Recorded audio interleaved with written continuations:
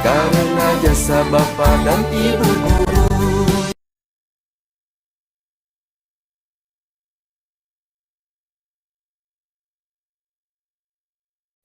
Assalamualaikum warahmatullahi wabarakatuh. Alhamdulillah, nahmaduhu wa nasta'inu wa nastaghfiruh wa na'udzu billahi min syururi anfusina wa min sayyiati a'malina may yahdihillahu fala mudhillalah wa may yudlil fala hadiyalah. Asyhadu an la ilaha illallah wa la syarikalah wa asyhadu anna Muhammadan abduhu wa rasuluh.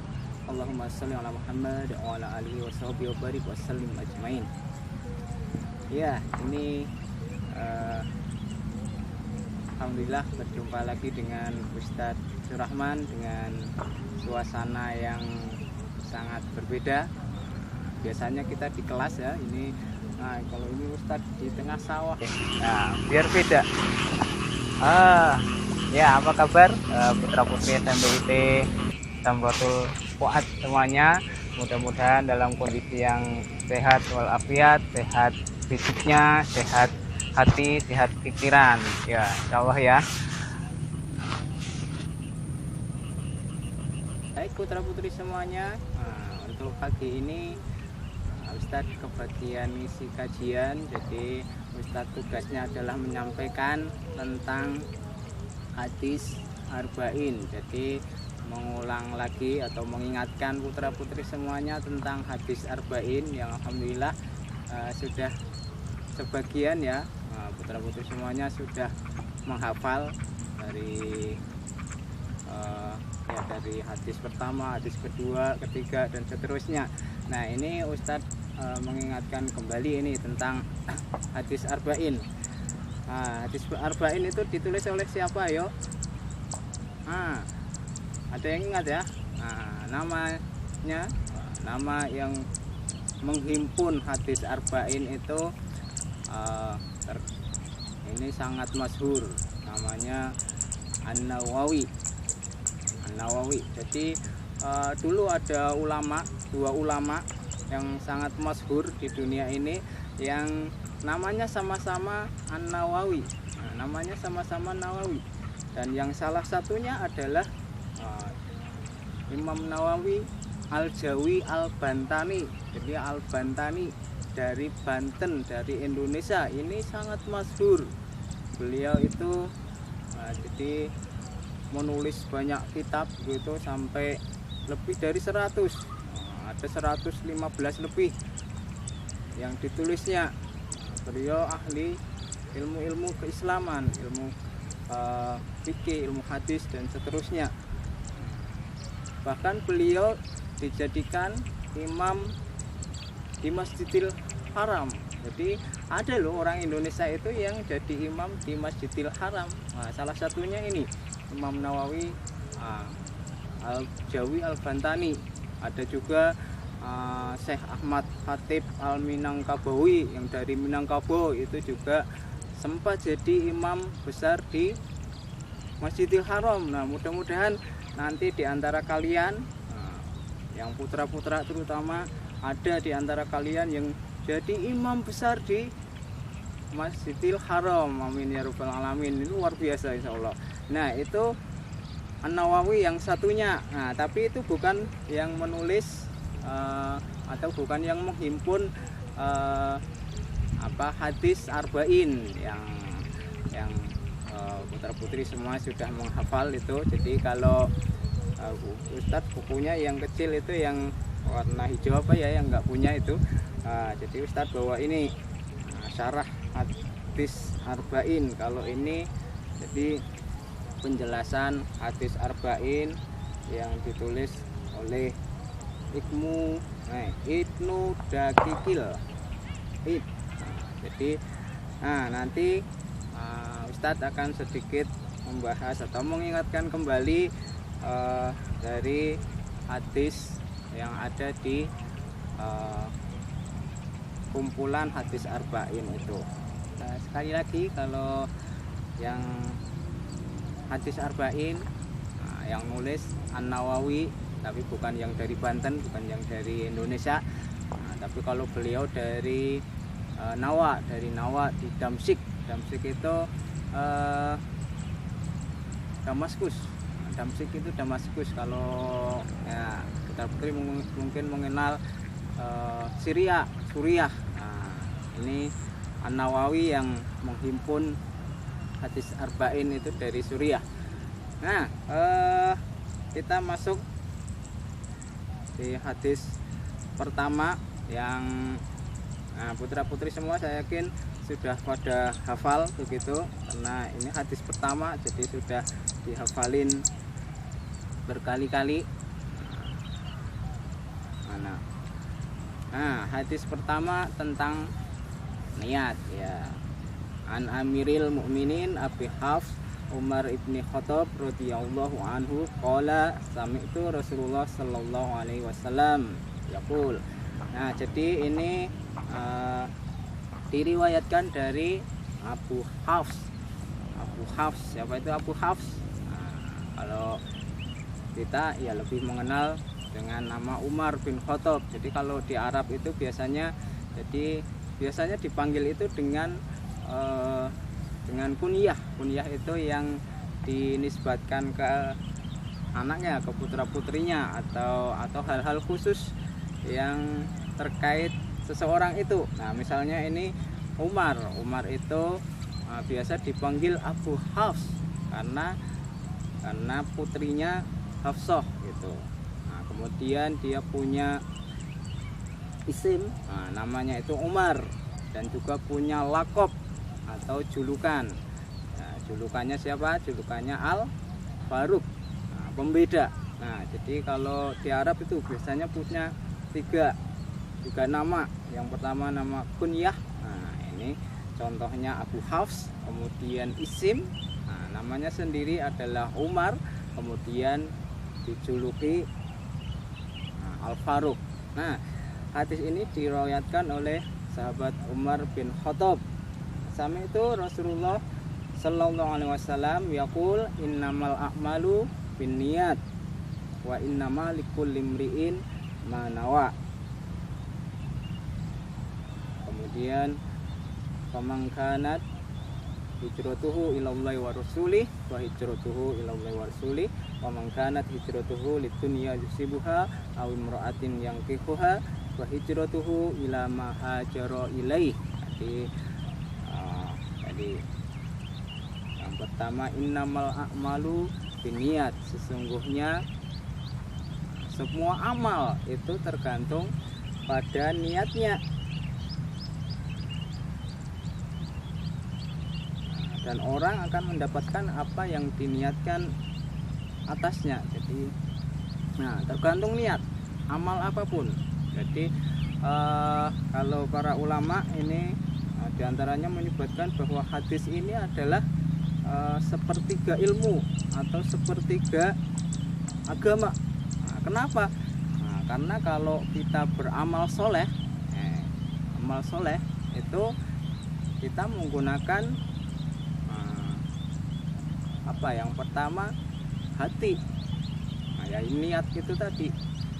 Kemudian dengan lisan, dengan ucapan, dan dengan perbuatan.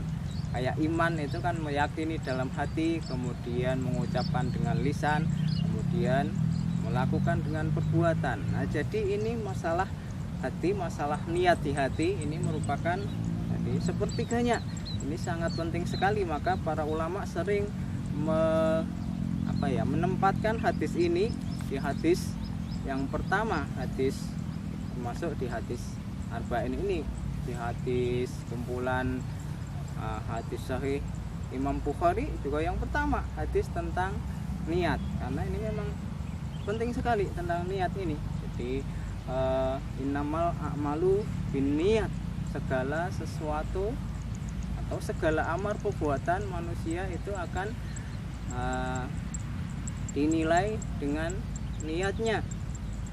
Nah, kalau dalam konteks hadis ini, pamangkanat hijratuhu ilallahi wa rasulih, barang siapa yang hijrahnya pada Allah dan Rasulnya, fa hijratuhu ilallahi wa rasulih, maka hijrahnya ya untuk atau menuju Allah dan Rasulnya.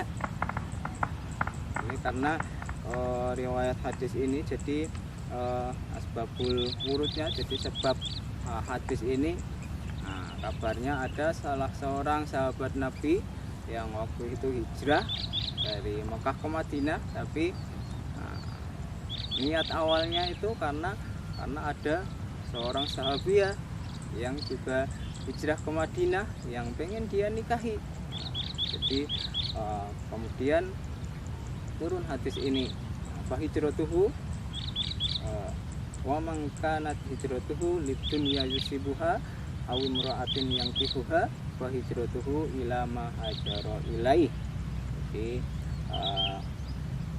barang siapa yang hijrahnya karena dunia yang hendak dia nikmati atau karena wanita yang hendak dia nikahi, maka hijrahnya itu ya kepada yang diniatkannya, itu yang ditujunya. Jadi kalau niat hijrahnya karena ada seorang wanita yang pengen dinikahinya, maka hijrahnya ya kepada yang itu yang mau dinikahi itu.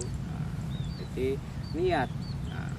Niat. Jadi ini sekali lagi penting sekali, segala amalan tergantung niatnya. Jadi kalau putra-putri semuanya ini buat ya koreksi bagi kita semuanya, buat perenungan. Apakah kita sudah senantiasa meniatkan amalan-amalan ibadah kita benar-benar untuk Allah? Kalau putri-putri semuanya tadi malam barangkali sholat taraweh, sholat tarawehnya sudah niat betul untuk Allah apa belum? Jadi makanya kalau dalam sholat, kalau niatnya diucapkan itu kan ada fardhu lillahi ta'ala atau sunnatal lillahi ta'ala. Fardu karena Allah Ta'ala, sunnah karena Allah Ta'ala. Nah itu biar hati kita mantap, kita meniatkan benar-benar karena Allah. Jadi karena kalau kita ibadah niatnya bukan karena Allah, maka akan sia-sia belaka. Walaupun amalan yang bagus kayak sholat, kayak puasa, zakat dan sebagainya, kalau tidak diniatkan karena Allah, Ustaz seperti ini ngomong tentang kebaikan ini, kalau Ustaz niatnya juga salah, niatnya enggak karena Allah, maka akan sia-sia semata, sia-sia belaka. Ya doakan Ustaz ini, doakan Ustaz yang lainnya agar senantiasa ikhlas, benar-benar karena Allah ketika berbuat, ketika beribadah di rumah, sholat, zikir, ketika tilawah Al-Quran, ketika mengajar anak-anak, kan ketika ini kayak gini bikin video seperti ini untuk disampaikan ke anak-anak, ya mudah-mudahan ikhlas benar-benar karena Allah Subhanahu wa Ta'ala, sehingga nanti ya mendapat ridha Allah Subhanahu wa Ta'ala, tidak sia-sia belaka.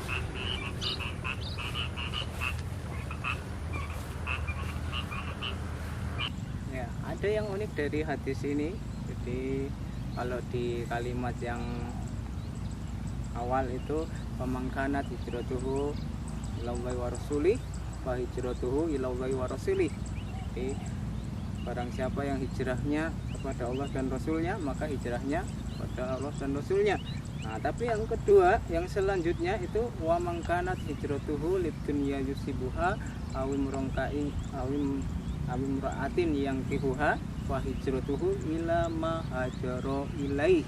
Jadi tidak langsung disebutkan kembali wa hijratuhu lidunya yusibuha awim ra'atin yang kihuha. Jadi yang kedua, barang siapa yang hijrahnya untuk dunia yang ingin dinikmatinya, atau wanita yang pengen dinikahinya, maka hijrahnya tidak langsung disebutkan hijrahnya ya untuk wanita itu atau untuk dunia itu saja begitu, tapi hijratuhu ila ma hajara ilai, maka hijrahnya ya menuju apa yang dia niatkan dalam hijrah itu. Jadi artinya apa ini? Jadi sebagian ulama ini menafsirkan dari hadis ini bahwa ila ma hajara ilai, kalimat ini menunjukkan jadi kasih sayang Allah, bahwa kita mesti bisa memperbarui niat, merubah niat. Jadi kalau ada awal niatnya kurang benar begitu, jadi teman-teman belajar teman-teman ya, putra putri semuanya belajar di sekolah, misalnya berangkat ke sekolah itu hanya karena pengen main sama temennya. Awalnya kayak gitu, tapi kemudian setelah mendapat nasihat-nasihat atau setelah merenung, kemudian jadi merasa ini bahwa ini sia-sia kalau aku datang ke sekolah cuman untuk main, cuman untuk ketemu teman-teman toh begitu. Tapi kalau aku niatkan benar-benar karena beribadah kepada Allah, saya akan dapat pahala, insya Allah akan mendapatkan ridho dari Allah Subhanahu wa Ta'ala. Jadi bisa dirubah niatnya, yang awalnya niatnya kurang pas begitu, diniatkan kembali untuk Allah, karena Allah, masih bisa. Jadi jadi kalimat itu ilamah hajaro ilai, jadi insya Allah kita masih bisa merubah niat-niat yang awalnya kurang tepat, kita niatkan kembali untuk Allah Subhanahu wa Ta'ala. Jadi ini hadis pertama. Sekali lagi ini tentang niat yang sangat penting sekali dalam setiap amalan kita. Jadi mari kita perbarui terus niat kita agar senantiasa kita dalam beribadah, dalam melakukan segala amal perbuatan, apalagi ini di bulan Ramadan yang insya Allah pahalanya dilipat gandakan itu kalau ikhlas.